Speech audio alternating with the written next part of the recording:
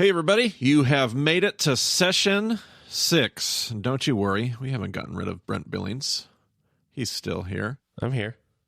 But we wanted to drop in and give you a little note. We have something new and fun that we get to add here as we move out of session 5 into session 6 and the future of the BEMA podcast. A lot of you have asked off and on in different places about BEMA merch. Like, when is the swag going to show up? Where is, the products? Where can we get T-shirts? And we just have never had those things. We've had some groups out and around the country here and there that have made their own.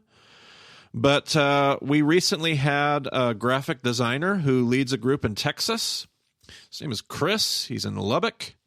And he contacted us, and he runs, for some other things that he does, he runs some TeePublic sites. TeePublic.com is a T-shirt on-demand clothing and a printer. And so he said, how about I help design and run that store for you guys, and whatever profit comes in off of that particular store, the BEMA store, we'll just give all the profits to BEMA Ministry. So some of you have seen, I got some prototypes to see kind of like what the products looked like and to be able to touch them and feel them and look at them. So you've seen them in like some of my YouTube videos. Some of you have commented about the hoodies and the T-shirts. Some of you have even gotten some as gifts that I've sent out here and there. And now they are available for you. So, Brent, why did we wait particularly? Why are we launching right now, right before session 6? Why now for the BEMA store? Brent, tell us a little bit about what we have for people. Well, we have 2 editions. We have just your basic BEMA discipleship logo, classic design, highly recognizable. And then we have a special edition for listeners who made it through all 5 sessions, all 206 episodes. That's right. And this is, we're going to run this on the honor system, Brent Billings. So if you listen to like all 5 sessions, if you didn't skip session 2, and I've heard, you guys have all confessed. We've had BEMA confessional everywhere I've went around the country. All you that skipped session 2, you don't get to purchase this T-shirt. But if you listen to all 5 sessions, we're just running. You can order it. You can fake it if you want to. But this logo was made for those that did the whole thing. I survived BEMA. # all 5 sessions. So you can put that design, that logo on any of the products that you find in the store. There, you can choose either that classic or that special. If that was a journey that you endured, you have earned it. Feel free to celebrate with that design. So that's what else we need to tell them, Brent? Anything we need to tell them about the store? I don't think so. Links will be in the show notes. Yep, link in the show notes. So yeah, and we'll throw the link out there every now and then. We'll kind of, and that store. I don't know if we'll have the store just open up like in perpetuity, or if that store will like come and go. We haven't really decided yet. But TeePublic often will do sales, and you can get better deals on the shirts and clothing and products there. But that's it. So welcome to the era of BEMA merch. It has arrived, as Brent just said, as we prepared. The future is upon us. So, all right, Brent, cue session 6 music.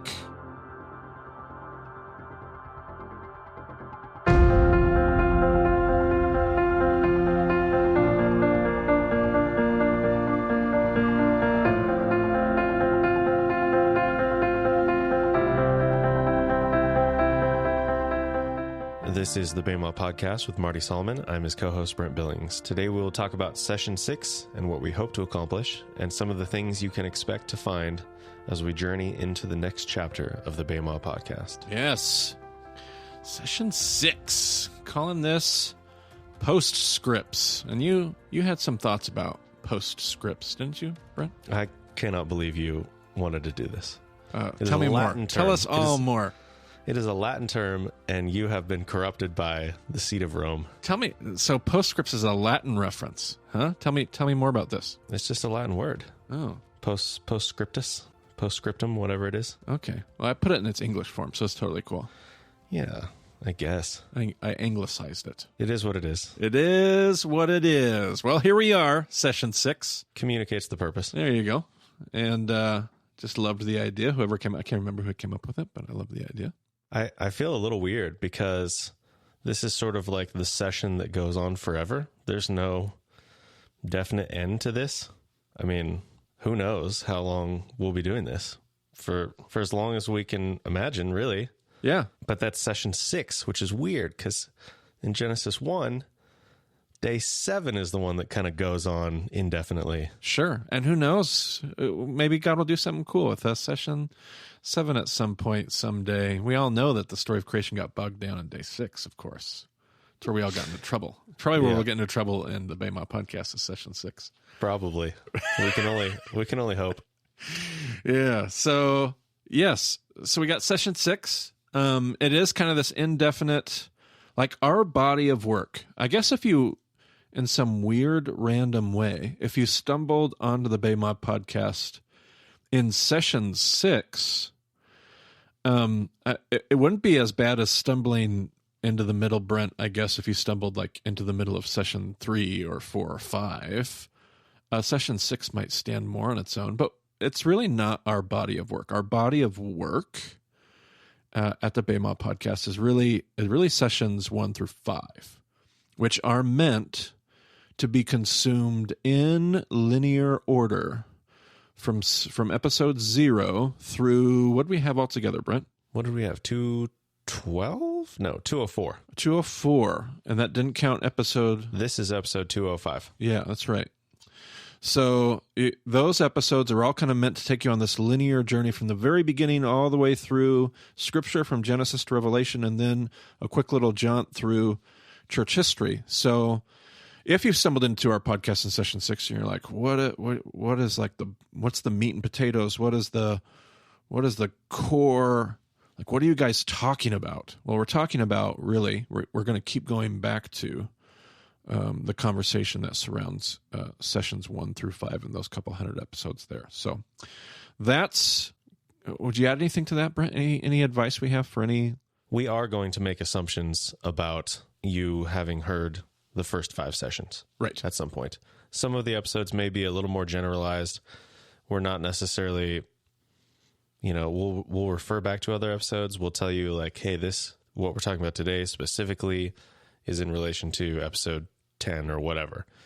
But yeah, we'll sort of generally make the assumption that you've heard the rest of the podcast, but it's not completely necessary. Just depends on the episode. Yep. All right. So here we are, intro to session 6. What are the things we hope to accomplish? One of the things we're going to do is deeper dives. Like session 6 is going to be full of these more concentrated look at books or topics or things that we frequently get asked about, or like if you're on our Slack workspace, Brent, maybe you can throw the Slack workspace invitation into the show notes. If you're a part of our Slack community, we took ideas from all of our, do you call them slackers? It feels weird. Slackers.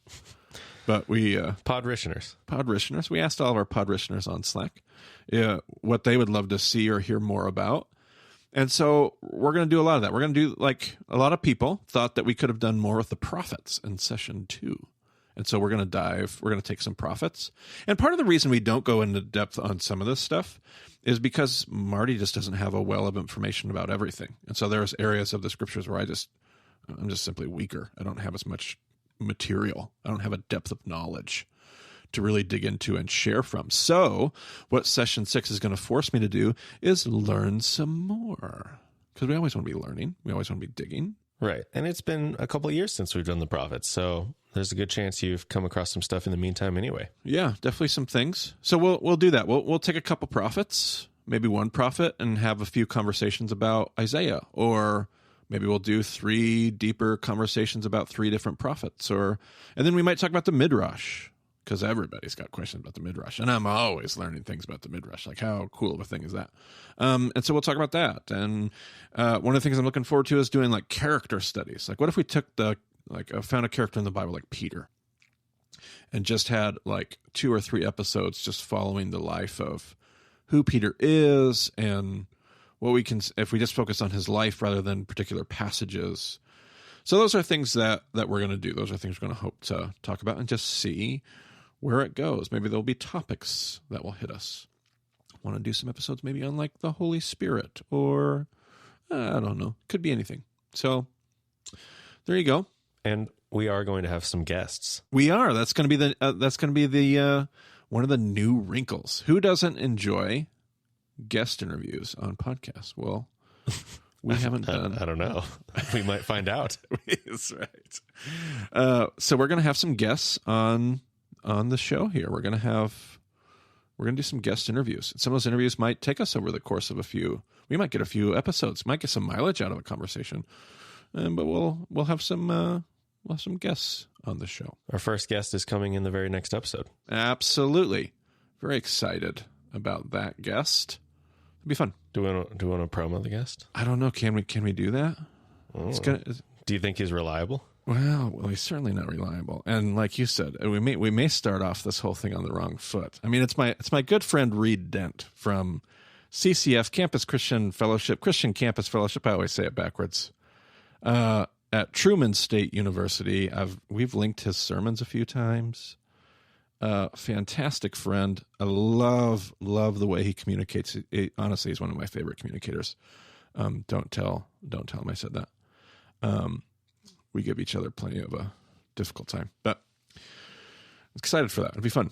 He's going to bring his perspective to what he's heard us do and what he would want to talk about some more. Yeah, we have had a few guests previously, always in person, the way we were recording before, but now Marty is in Ohio. I am still in Idaho, and we have a remote setup for every recording session, so might as well link in a few extra people. Absolutely. All right, so here's what we're going to do today. It's our intro episode. We're going to be doing some guest interviews. Here's my thought, Brent Billings. I'm going to interview the Brent Billings today. How do you feel about that? I haven't thought about it too much since you first sprung that on me 48 hours ago. Hooray. All right. So all you listeners, you're getting this is it. You're getting the interview. Not even planned. A couple days ago, I threw the idea at him. This is our first guest interview. It's not a guest at all. Glad to have Brent Billings on the show today. Brent, thanks for joining us. Yeah, thank you. All right, Brent. So here's what I want to know. There's even some of these. There's going to be some questions I think that I'll ask you. I don't know the answers to some of these questions. First of all, when did you first run into BEMA? Why did you show up to class? And what was that even like? Like, this was before we were good friends.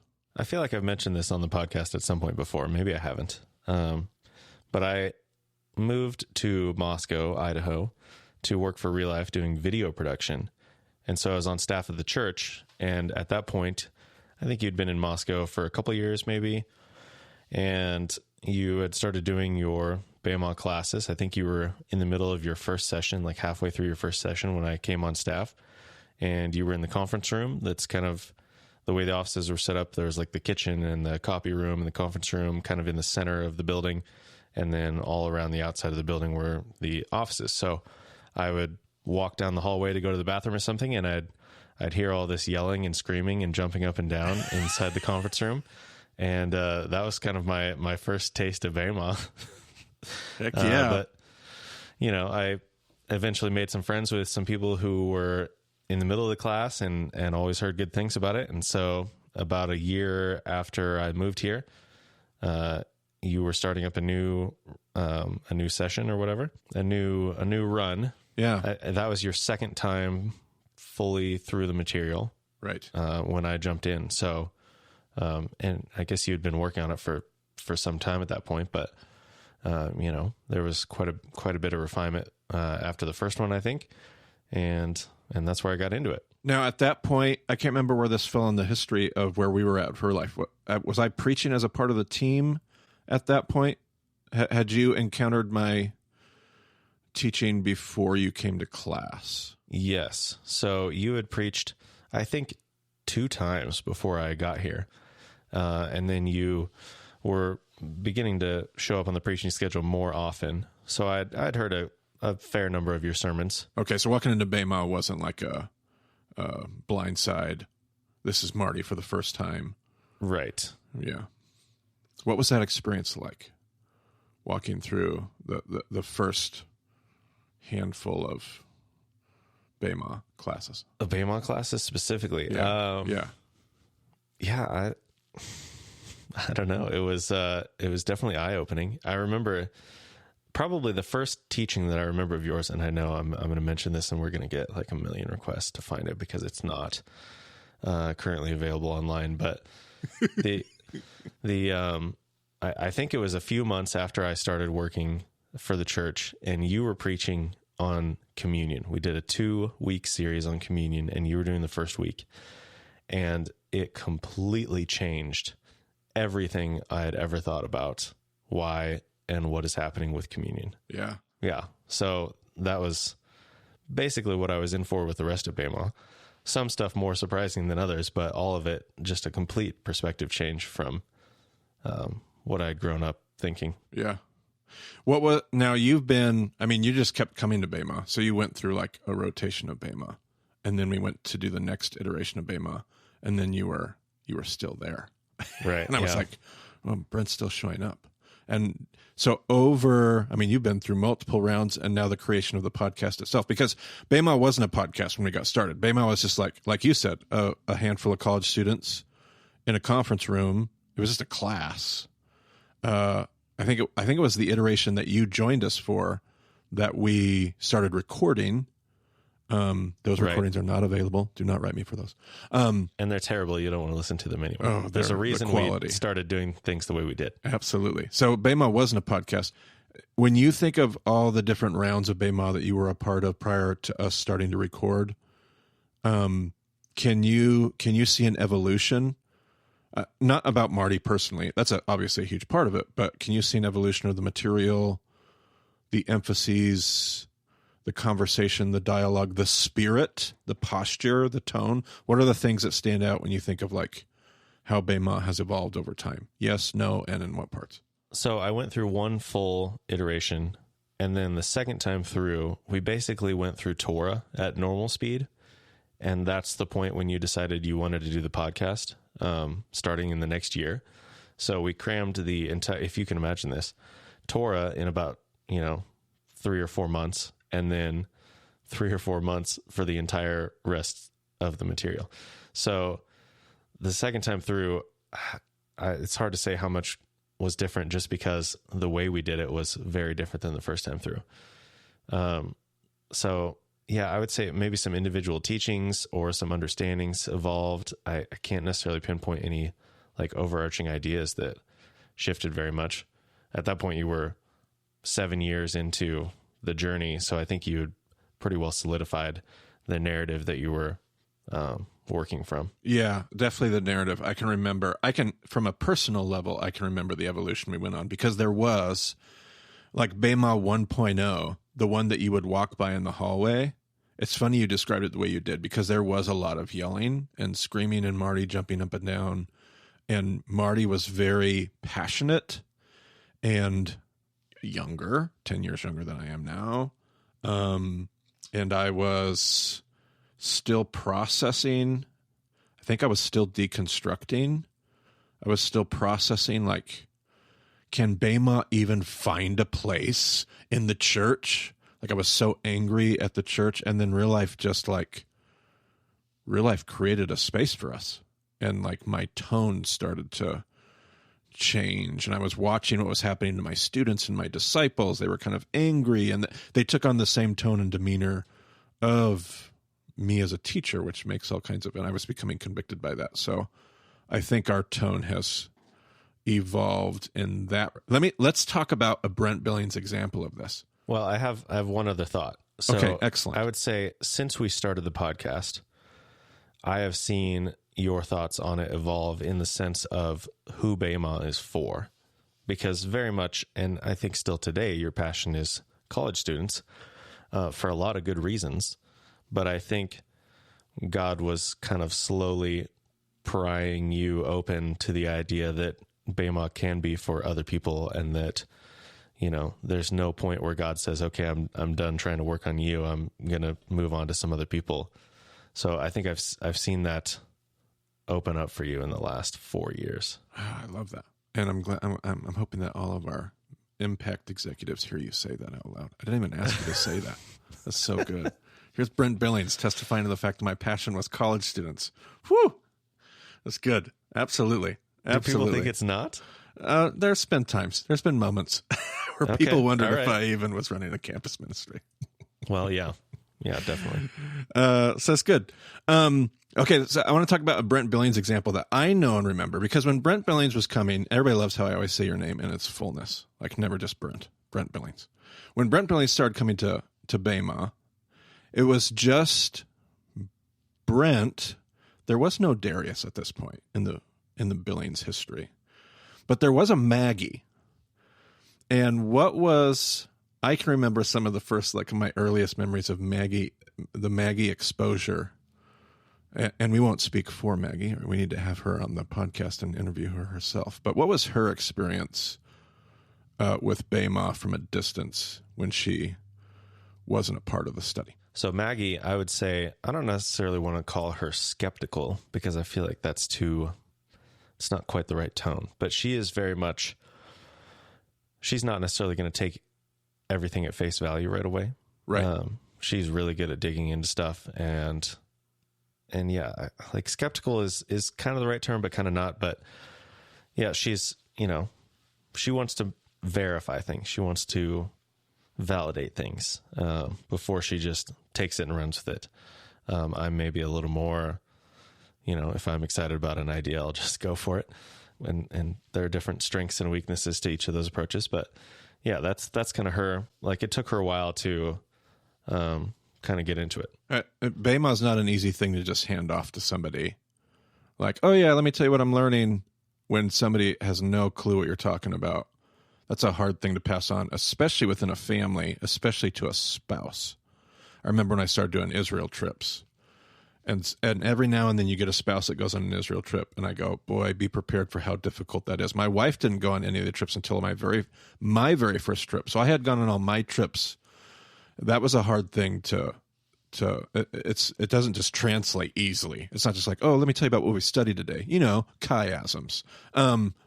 Like, that's not something that's, for somebody that, like your wife, who's going to do her due diligence to study something, that's difficult to do, like in passing across the kitchen table. Yeah. It's like, hey, here's this cool thing that I learned today. It's like, well, how do you know that? It's like, well, I mean, we just talked about it for 2.5 hours. Let's see if I can try to condense that. And it's, right. It's a challenge. And I can remember one of the first experiences that rings in my memory, and this was actually probably a part of shaping the evolution of how I even communicated BEMA. Because one of the first things I remember, Brent, is Christmas trees. Do you remember that? Maggie and Christmas trees. It's still probably an issue in our household. Sure. Because in my very first, towards the beginning of the curve of our BEMA evolution, my position on Christmas was just how much paganism you found in our holidays, and the Christmas tree is this, phallic throwback to Artemis, and there's just all this weird pagan pageantry, and I was much more heavy-handed about that. And I can remember, and you weren't the only one. It wasn't just Brent and Maggie. There were like other students whose spouses were not, and they all went home like convicted, like, yeah, I don't know if I want to engage in Christmas the same way. And what I realized was we were pulling the rug out of all these other conversations, people that weren't a part of the conversation, and we were pulling the rug of things that mattered very deeply to people. I think that was one of the first times where I went back and went, oh man, I need to like work on how I'm packaging this. So I never told Maggie thank you for that, but she helped me think through and probably mature in the way that we communicated and packaged so much of what ended up in the podcast later. Would you say that's true? Yeah, she's very good at that in general. Yes, she is. Thank you, Maggie. But then, like, eventually Maggie does join the BEMA. Maggie comes to Israel and Turkey with us. Right. She's never actually been able to go to the classes very much because of the schedule. Right. Once we started doing discussion groups in the later evening, it became possible. But the original schedule for when I went to the class before our trip, that was in the like mid-afternoon. And that schedule never worked for her work schedule. So, the Israel and Turkey trip was basically her first full experience in BEMA. Yeah. And it was a full experience, I should have said. Yeah, absolutely. Okay, so let me ask you some layered questions here. First layer, what difference has BEMA made? I'm not talking about Brent Billings, the co-host. I'm talking about Brent Billings, the person who came to that first BEMA years ago, now is the co-host, works full-time with Impact and BEMA.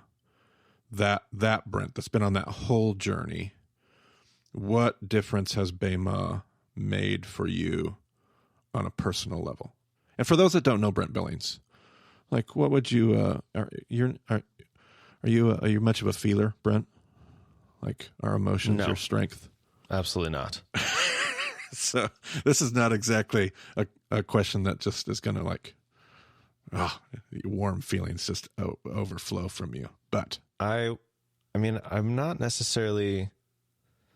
This imagery might be a little too strong for how I actually acted, but internally I was very much a Bible thumper through like middle school, high school, early college, for sure. okay, And I think I had already kind of softened on that a little bit, but I was still very much of the mind like, I know the answers to things and I know what's right and wrong and everything's really simple and you just got to do it. And BEMA has helped me see, like, you know what, I don't actually really know anything. right. And I need to hold my beliefs loosely, and I need to have so much more grace for people. And I need to realize that God has so much more grace for people. And like, and I knew, obviously, because I knew what the Bible said, like, it's not my place to judge people, but I absolutely was judging people all the time. Sure. Love that. That storyline, whether it's Brent Billings or anybody else, is one of my passions. It's one of the reasons why I love to do BEMA, is to save us. I mean, that was me too, for sure. Oh goodness. Years and years ago, coming out of Bible college, I was a dangerous Bible teacher, for that very reason. And anything that can help save us, the self-righteous, from that is an excellent thing. Okay. Next layer. Brent and Maggie. So you're not just like your marriage itself in a vacuum, but like the next layer of your life, like married Brent. What has BEMA done for how you live life, not just on your own, but with somebody else? Well, I have definitely seen the value of going through material like BEMA together as a spouse. Versus like if Maggie hadn't been able to go on the trip, and then subsequently participate in some of the discussion groups and other things, I feel like that would have been very difficult for us. We were like, it's not surprising, but I'm every once in a while reminded like how much on the same page we are with stuff. And like we have different approaches for sure, on how we do stuff, but we're very much on the same page with our beliefs and how much we value people. And like Maggie is so much better at automatically giving grace for people. And I'm like, no, they did this. And I know that they're thinking this, and I know this is what their heart is like. And, you know, like when I step back, I'm able to see that a little more clearly, but Maggie like has that natural ability to see the best, to have the ayin tovah. Ooh, I like that. Yeah, that's something that I have to more actively, intentionally work on. But yeah, as far as like our core fundamental beliefs about who people are, what God is doing in the world, all that stuff, like we're very much on the same page.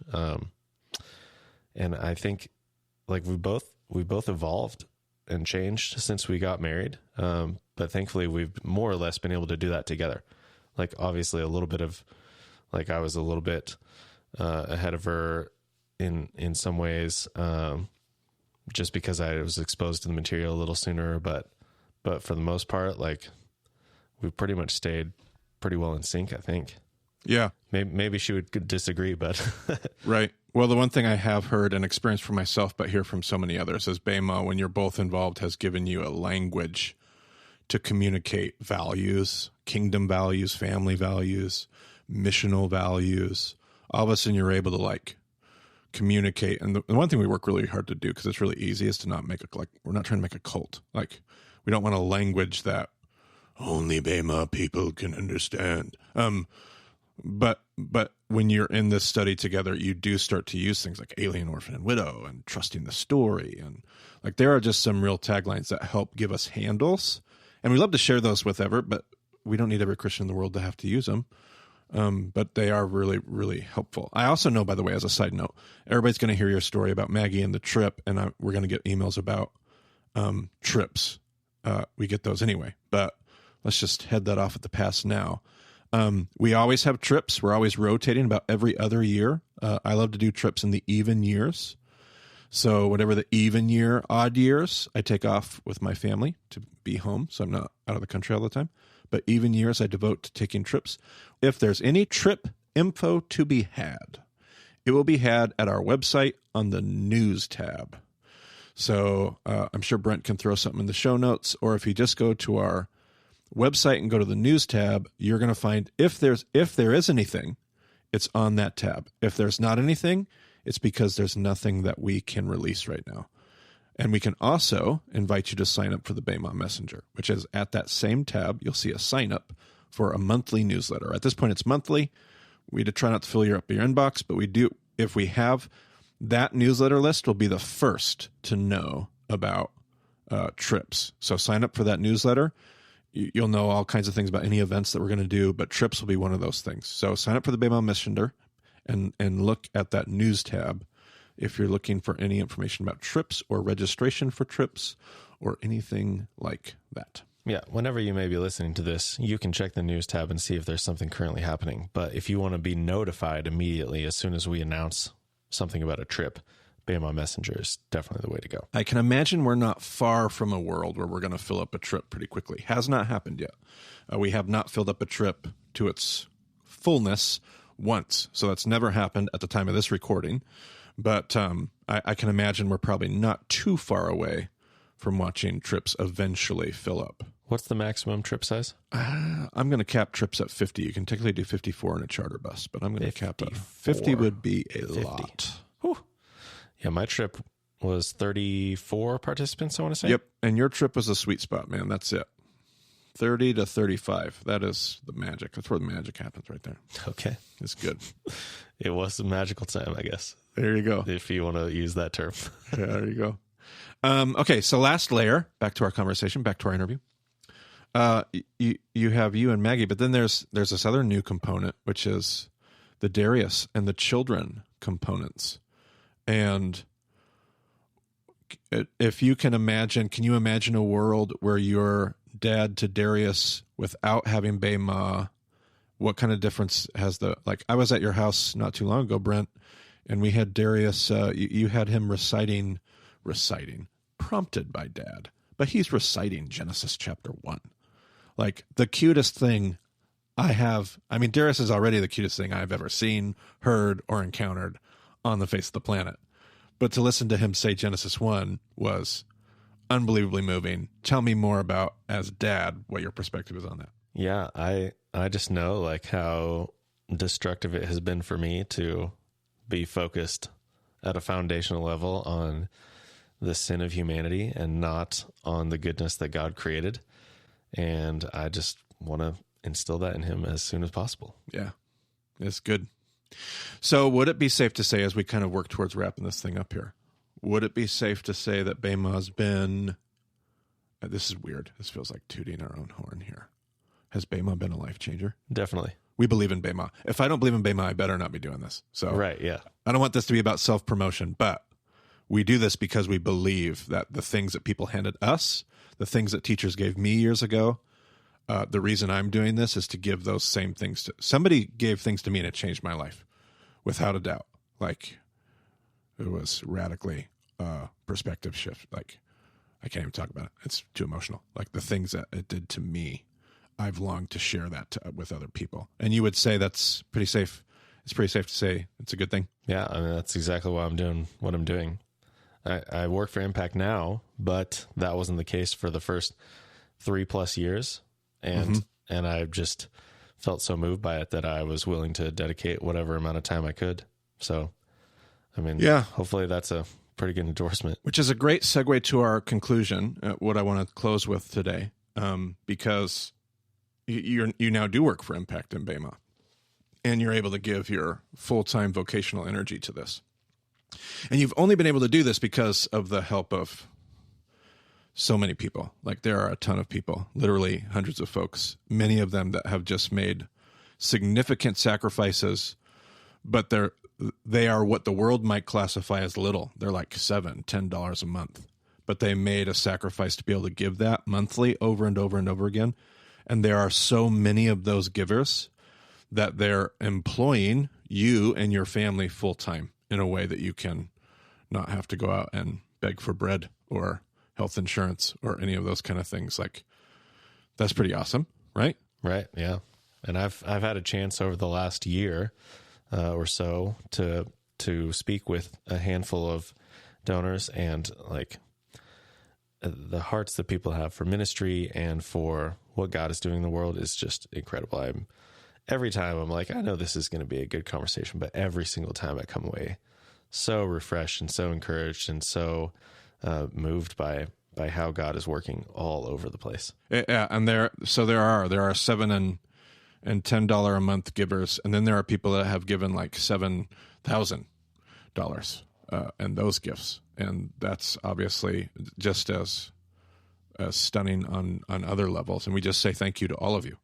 So thank you to all of you who help us do what we're doing. We always have a link in our show notes about donating and helping people do that. But you're helping. So what you're doing as a listener who gives is you're helping somebody like Brent be Brent. But because Brent is Brent and Marty is Marty, and because you're helping us do the things that we're doing, we're getting to share this same thing. So the same thing that started changing Brent's story and brought Brent into the conversation, and then brought Brent into the production, and then brought Brent into the job. Like, that all started by Brent attending a class one day. Like, there wasn't a podcast, but if it was a podcast, it all started by Brent listening to the podcast.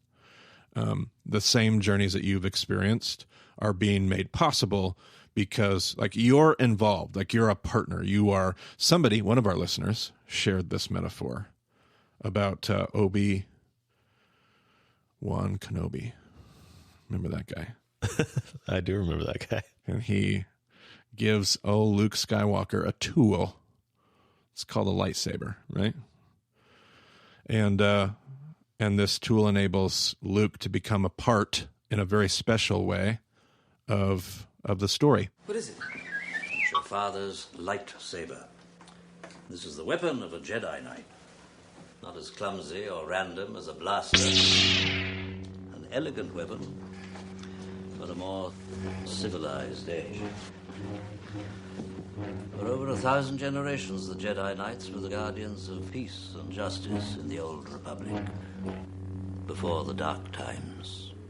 Before the Empire. And so what you're all doing is you're enabling Brent to become, I don't know if I'm the Obi-Wan Kenobi in this metaphor, and if you're the Luke Skywalker, I don't know how this works, but this metaphor is probably getting really weird really quickly. Ray Vandalon is Yoda, for there sure. There you go. Oh, no, this is going to get really wacky really quickly. This is so great. We'll let everybody else figure out who Darth Vader is. Nevertheless, there's this invitation. We want to give you an invitation. Be involved. Like, don't just watch the movie, so to speak. Like, get involved in the story. And there's so many ways that you can do that. And obviously, we've talked about a couple of them. Like, you can make those big donations, and you can make those little donations. Big one-time gifts, little monthly gifts, big monthly gifts. You can give in all kinds of ways and make those kind of donations. You can set up an opportunity for me to come. If you have a church or a larger network or a ministry that you wanted me to come speak for, we've recently set up a kind of like a fee structure, and it's not horribly cheap, but you know, I don't know where the world's going to be when we actually publish this, Brent, with where we've been with COVID and everything else. So who knows what our traveling schedule will look like. But those are all opportunities. When the world starts working again, when we are working again, and we start moving again and traveling about the world, you can, if you've got money to spend, you can help support us by having me come and share, and we can partner together in bringing the story to your literal, physical neck of the woods. But it doesn't all take money. There are other things we can do. It doesn't all have to be, this is not just financial. There are other ways to get involved and be a part of the story. Brent, talk about like what we can do for the podcast without having to spend any money, but still helps the podcast. Talk to me about that. I mean, just sharing it with people. And I would definitely emphasize caution in sharing. Like, you're not necessarily going to want to invite 1,000 Facebook friends to listen to the podcast, because most people are not in the spot where they're ready for it, or maybe they just don't want it or whatever. Like, I think it's best to share it kind of one-on-one or in small groups, like in relationship, where you know where people are at and yes, and how God is working in their life. Yeah, let me add to that.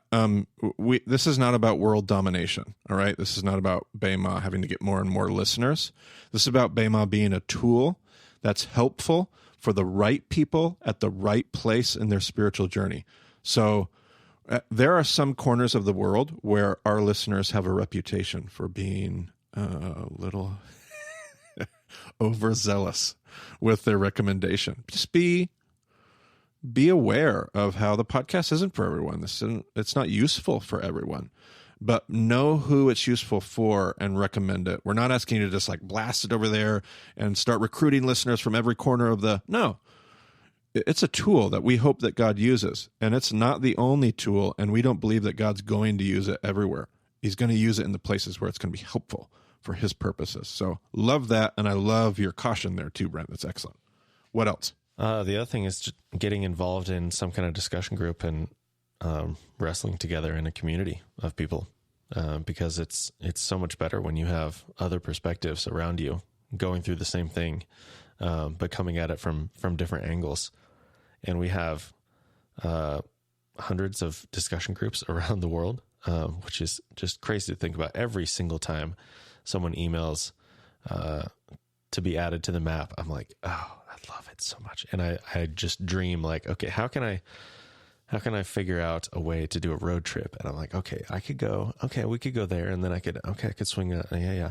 So I'm always thinking about how I can meet up with, and obviously meeting up with people is challenging at this point, but yeah, every single time I talk to people and meet with people, I'm just so excited to see what's happening. So we have lots of groups already, but we also have like tons of, blank spots on the map where there are no groups, entire states that have no groups currently. And yeah, like if you want to start one up, I think, I say this to everyone. I'm like, hey, look, just because we put you on the map doesn't mean you're suddenly going to have 20 people knocking down your door. But the map does facilitate connections. I don't know, surprised or whatever, delighted. Who knows what's going to happen. But you just put your name out there, and God will lead the people to you when they need it and where they need it and how they need it.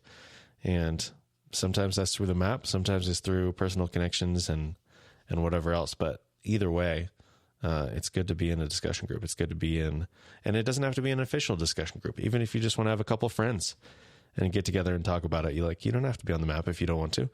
But it's just great to be in community wrestling through this together. It adds a whole nother beautiful layer to listening to a podcast. There's listening to a podcast, and then there's doing faith with other people.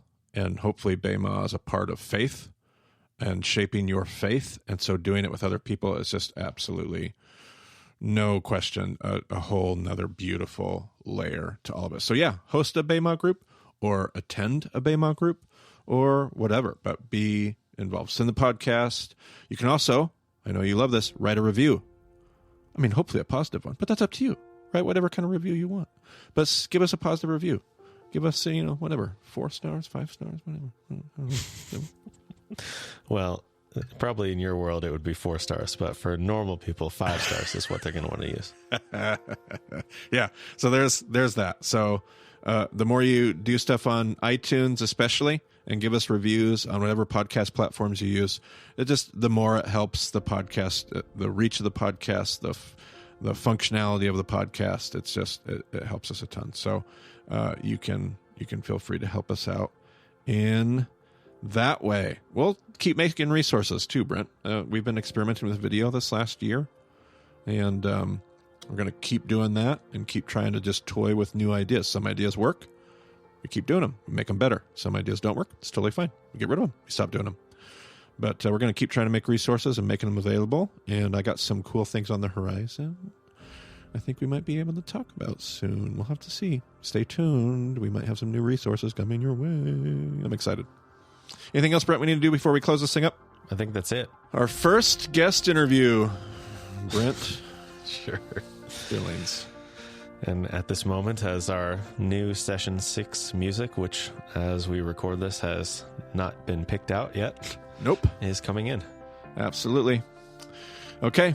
Sounds good. Well, that's all I got, Brent. You can close us out of here if you think we're done. All right. Check out the show notes for those links we talked about. BEMA is everything you need to know about the podcast, and you can get in touch with us there. You can find the... I'll put the link for the groups page so you can find the map and get into a discussion group. So that'll be good too. Thanks for joining us on the BEMA Podcast, this beginning of Session 6.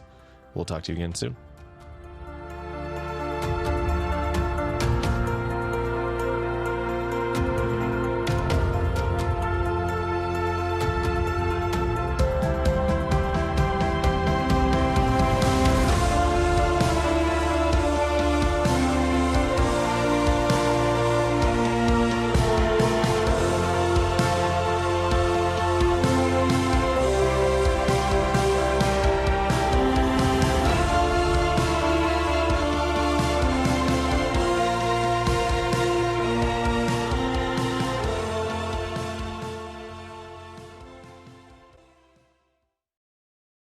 Are you ready, Darius?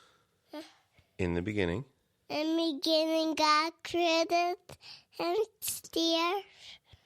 Now the earth The earth was formless, was formless and void, and darkness and darkness was over was over the surface, the deep. And God created and the Spirit of God the Spirit, the God, was hovering over the waters. And God said, "Let there be light." It was right. God saw that the light was good. God's light was the God. Was good. It's good. And he separated Separated the darkness called light, even day in the first day. All right, buddy. Bummer! Close enough. Good job. Boomer, by the way, is what he calls my microphone. So that's your explanation there.